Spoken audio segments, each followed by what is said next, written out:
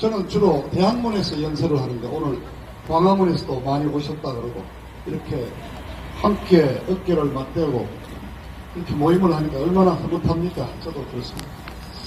앞서 그 조용훈 변호사님께서 대통령 변호인단의 한 분이셨고 아주 상세한 법률적인 설명을 다 해드렸습니다. 저는 법률 전문가가 아니고 언론인 출신으로서 제 생각대로 쉽게 한 말씀 드리겠습니다. 과연 정말 박근혜 대통령께서 탄핵을 당해야 할 만한 사유가 있었느냐? 한 건도 없습니다. 이제 다 드러났지 않습니까? 앞서 조 변호사님이 지적한 그 내용이 굉장히 중요합니다. 국회에서 탄핵 소추 의결서를 만들어서 헌법재판소로 보냈습니다. 거기에서부터 이제 시작이 되는데요. 옛날 얘기 잠깐 합시다. 정말 그 3월 11일 대한민국의 법치가 사망한다. 사법 정의가 사라진다. 이런 말씀을 합니다만은 저는 개인적으로 그날 우리는 하늘이 무너지는 걸 느낀 날 아닙니까? 대통령이 그냥 쫓겨났지 않습니까? 우리가 어떻게 만드는 대통령인데 저는 정말 2004년부터 매달렸으니까 거의 10년을 걸려서 청와대로 보내신 어른이 그래 쫓겨나는 하늘이 무너지는 날이었습니다. 근데 우리가 헌법재판소를 믿었지 않습니까? 대한민국 최고의 사법기관이고 거기에는 정의가 살아있을 것이라고 우리가 믿었죠. 그래서 여러분 기억하시죠? 17년 새해 첫 월요일 1월 7일 날 탄기국, 그 당시 탄기국이 저기 강남 삼성역 코엑스 앞 그 넓은 도로를 점령하고 우리가 집회를 했지 않습니까? 그때 매주 토요일 촛불 집회에 나오는 그자들보다는 우리가 더 많이 나와야 된다고 해서 제 기억으로 그날 30만 명 이상이 나와서 강남역까지 시위를 했습니다. 아마 강남 생전 이래로 전무후무한 시위가 있었습니다. 그날 이후로 서희천학 광장에 열린 탄기국 집회에 50만 3일절 100만 명이 나오셨지 않습니까? 우리 헌법재판소에 힘을 실어줬습니다. 촛불 세력보다 우리가 더 많이 나왔습니다. 그 정의를 실현하기를 우리는 기대했습니다. 그리고 지난 밝혀진 얘기지만은 박근혜 대통령조차도 모든 각계각층의 의견을 다 듣고 헌법재판소에서 반드시 이거는 기각된다는 것을 100% 확인하고 그날까지 의연하게 기다리셨습니다. 그런데 결과는 배신당했죠. 우리가 헌법재판소라는 그 최고의 사법기관으로부터 배신당했습니다. 아까 조 변호사님이 말씀하신 국회가 기소장을 보냈는데 이게 부실해요. 그런데 어떻게 했습니까? 다시 써보라고 지가 모범 답안을 5개를 정리를 해줬지 않습니까? 설명을 하자면은 학생이 시험을 치고 답안지를 선생한테 제출을 했는데 그러면은 답안지를 보고 잘 쓰면 100점 주고 못 쓰면 빵점대로 고쳐 써서 답안지를 다시 제출하라고 그랬던 거 아닙니까? 그게 바로 그때 주심을 맡은 강일원 판사인데 저쪽 좌팔 쪽이죠. 거기서부터 이 판사 8명을 회유하는 그런 작업들이 시작돼서 겁도 주고 회유도 하고 여러 가지 공작이 있었던 거로 알고 있습니다.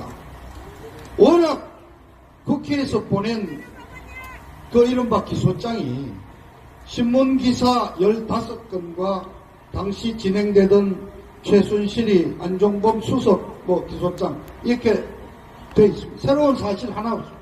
대통령의 유죄를 입증할 만한 아무런 확정된 범죄 사실도 없이 그냥 신문기사 15개 가지고 대통령을 탄핵시키고 감옥에 쳐넣은 게 바로 지금 이 종북 좌파들의 행실입니다, 여러분.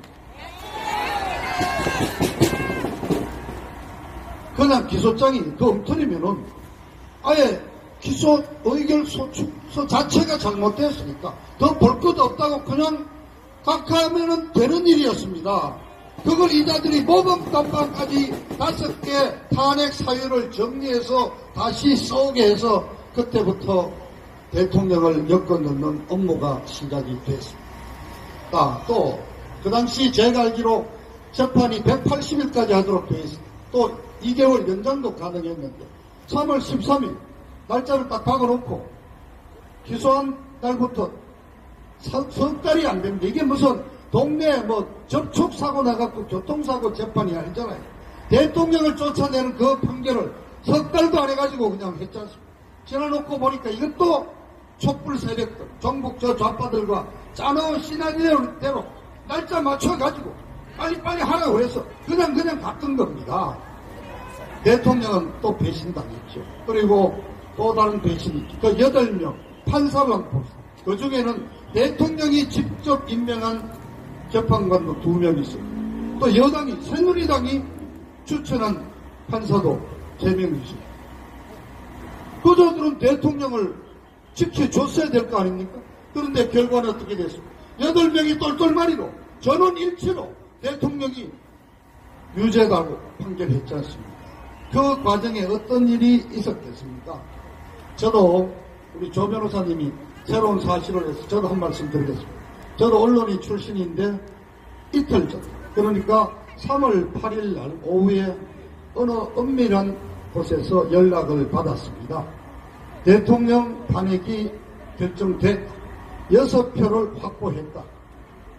그런데 우리가 지금 오늘 밤부터 2표, 약간 아직도 흔들리는 이자들까지도 몽땅 끌어들여서 만장일치로 가려고 그날 새벽 아침까지 우리가 작업을 합니다. 이미 판결문은 탄핵 인용하는 거로 만들어 놨다. 설마 정말 그렇겠느냐 마무리. 근데 그렇게 됐지 않습니까? 그분들은 양심이 없었겠습니까? 양심을 저버리고 사법 정의를 저버리고 결국 밝은 길로 미래 권력을 부귀영화를 찾아간 겁니다. 그 판사님들 이제 차례차례로 정년 퇴임 다 했습니다. 지내고 있고 또 다른 분들은 아주 대형 로펌에서 이른바 잘 나가는 변호사로 계십니다. 애국시민 여러분, 그분들은 법률이라는 이름으로 대통령을 감옥에 쳐넣고 대한민국을 팔아먹었지만은, 그리고 자기들은 잘 살지만은 역사의 법정이 남아있습니다. 양심의 법정이 남아있습니다. 그분들에게 묻습니다. 그분들이 촛불 좌파 세력과 야합해서 만들어놓은 이 문재인 정부가 자유민주주의 체제를 지금 바꾸려고 하고 있다는 것을 알고 있느냐?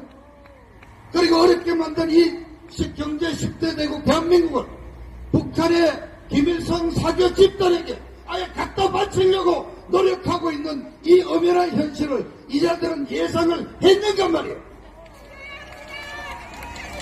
나라를 팔아먹었던 얼사오적에 비유해서 저는 감히 탄핵 팔적이라고 이자들을 규탄합니다. 여러분, 자, 제가 이름을 하나씩 부르겠습니다. 혁이 한 번씩 따라해 주세요. 자, 이정미, 이진성, 김이수, 김창종,